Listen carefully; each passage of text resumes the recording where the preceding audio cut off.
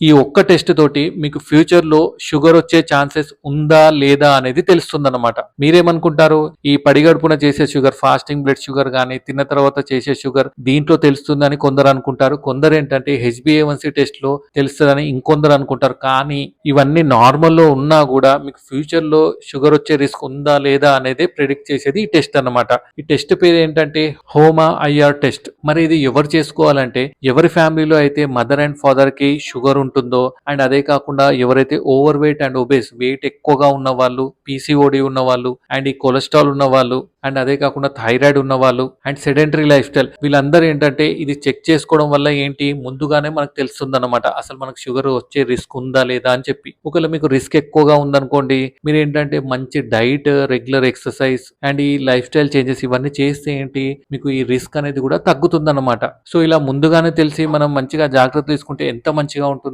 అందుకోసమే ఈ హోమా IR test అనేది చేపించుకోండి. అర్థమైంది కదా? మరి మీకు కూడా ఇలాంటి డౌట్స్ ఏమైనా ఉన్నా కింద కామెంట్‌లో చెప్పండి. Thank you.